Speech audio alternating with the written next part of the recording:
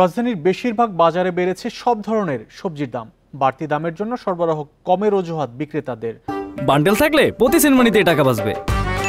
বিকাশ send money bundle কিনে জিতুন প্রতি লেনদেনে। কাঁচা বাজারগুলোতে বেগুন, করলা, ঢেঁড়স, কাঁচামরিচ বিক্রি হচ্ছে ৮০ টাকা কেজি দরে। কারকলের কেজি ১৫০ টাকা আর ধুন্দল বিক্রি হচ্ছে ১২০ টাকা কেজিতে। সস্তা হিসেবে পরিচিত পেঁপের কেজিও ৫০ টাকা। এছাড়া কয়েকদিন ধরে বাড়তি পেঁয়াজের দাম প্রতি কেজি বিক্রি হচ্ছে ৬০ টাকায়। স্বস্তি নেই চালের বাজারেও। সরু চাল বিক্রি হচ্ছে ৯০ টাকা কেজি দরে, আর প্রতি কেজি মোটা চালের দাম নেওয়া হচ্ছে ৬০ টাকা। বিক্রেতাদের অভিযোগ, হাতে গোনা কয়েকটি কর্পোরেট কোম্পানির কারসাজিতে অস্থির চালের বাজার। এদিকে বোতলজাত সয়াবিন তেল বিক্রি হচ্ছে প্রতি লিটার ১৮৯ টাকায়। নিত্যপণ্যের দাম নিয়ন্ত্রণে নিয়মিত বাজার মনিটরিংয়ের দাবি ক্রেতাদের।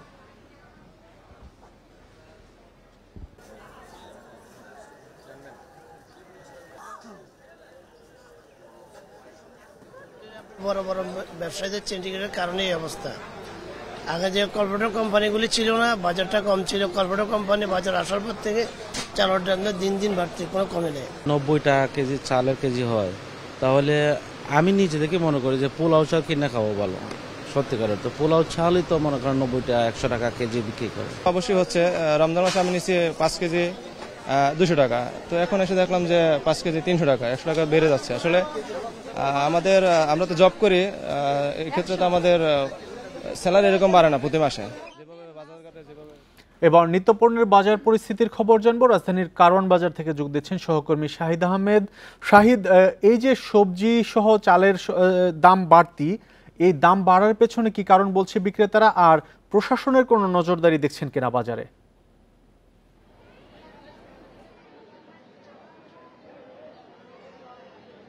দেখুন, আসলে বাড়ার কারণটা কি, এই প্রশ্নটাই কিন্তু ঘুরে ফিরে আসছে তাদের। সে একটাই কথা যে সরবরাহ কম।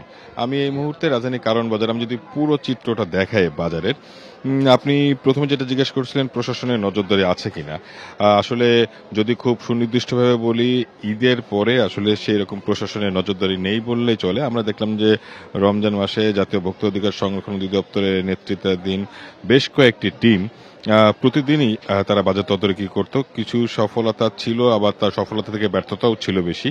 কারণ খুচরা বাজারে অভিযান এবং জরিমানা করলো বড় গ্রুপ অফ কোম্পানিকে, তারা তেমন কিছুই তাদের বিরুদ্ধে ব্যবস্থা নিতে পারে না, যদিও তাদের বিরুদ্ধে অভিযোগের পাল্লাটা অনেক বেশি।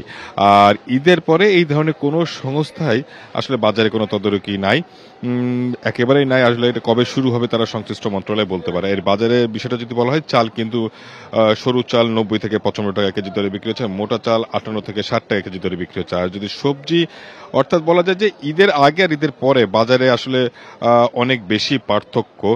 ৮০ টাকার নিচে আসলে তেমন কোনো সবজি পাওয়া যাচ্ছে না। সব থেকে সস্তাও সেই যদি পেঁপেও কিন্তু চাই, সেক্ষেত্রেও কিন্তু ৫০ টাকা দিতে হচ্ছে।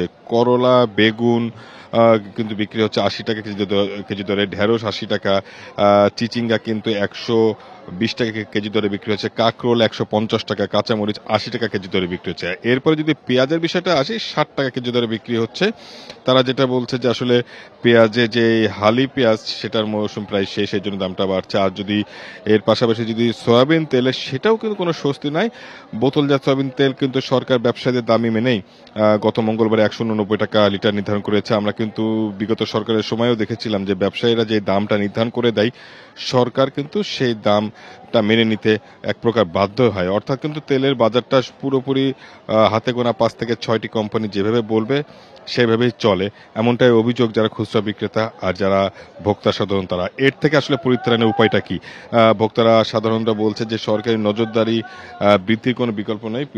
পাশাপাশি যে অন্যান্য যে কর্পোরেট কোম্পানিগুলো আছে, তারা যেন বাজারে একচ্ছত্র আধিপত্য বিস্তার না করতে পারে, সেই বিষয়টা যেন নজরদারির মধ্যে আনা হয়, যাতে সবাই সুষ্ঠু প্রতিযোগিতা বাজারটা যেমন চাই, সেক্ষেত্রে ভোক্তারা যেন আসলে দিন শেষে ন্যায্য দামে পণ্যটা কিনতে পারে। সেই বিষয়টা আসলে দেখার দায়িত্ব বাণিজ্য মন্ত্রণালয়ে কিন্তু আসলে এই বিষয়ে কার্যকর ভূমিকা নিতে হবে। আমরা যদি টিসিবির হিসাবে, কারণ সরকারিভাবে ট্রেডিং কর্পোরেশন বাংলাদেশ টিসিবি কিন্তু আসলে সপ্তাহের ব্যবধানে, মাসের ব্যবধানে, বছরের ব্যবধানে বাজারের দাম, পণ্যের দামের যে হিসাবটা দেয়, সেখানেও কিন্তু গত বছর বা যদি আমরা যদি এক সপ্তাহ ব্যবধানও ধরি, সেক্ষেত্রে কিন্তু বেশিরভাগ পণ্যের দামই কিন্তু গত সপ্তাহের তুলনায় এই সপ্তাহে দামটা বেশি। আর যদি পণ্যের সরবরাহের সংকটের যে কথাটা বলছে ব্যবসায়ীরা, বাজারে কিন্তু আসলে চাহিদা মাফিক পণ্য কেনা যাচ্ছে। আপনি যদি চালের বিষয়টা বলি, প্রত্যেকটা দোকানে কিন্তু চালের বস্তায় মজুদ ভরপুর, অর্থাৎ চালের কোনো সংকট কিন্তু বাজারে কিন্তু নাই। একজন ক্রেতা যে পরিমাণ কিনতে চাচ্ছে সেই পরিমাণ তারা কিনতে পারবে। আর যদি সবজির বিষয়টা, সবজিও কিন্তু প্রতিটা সবজি চাহিদা মাফিক কেনা যাচ্ছে, কিন্তু আসলে মূল বিষয়টা হচ্ছে দামটা বেশি। এই দামটা আসলে ব্যবসায়ীদের কতটুকু কারসাজি কিংবা আসলে কতটুকু সরবরাহ সংকট সেটা দেখার বা দেখভালের দায়িত্ব, ক্ষতি দেখার দায়িত্ব কিন্তু আসলে বাণিজ্য মন্ত্রণালয়। ভোক্তাদের আশা বাণিজ্য মন্ত্রণালয় যেন অতি দ্রুত এই বিষয়ে যেন পদক্ষেপ নেয়। মূলত এই ছিল রাজধানী বাজার পরিস্থিতি থেকে সবশেষ। নিত্যপণ্যের বাজার পরিস্থিতির খবর রাজধানীর কারণ বাজার থেকে জানাচ্ছিলেন সহকর্মী শাহিদ আহমেদ।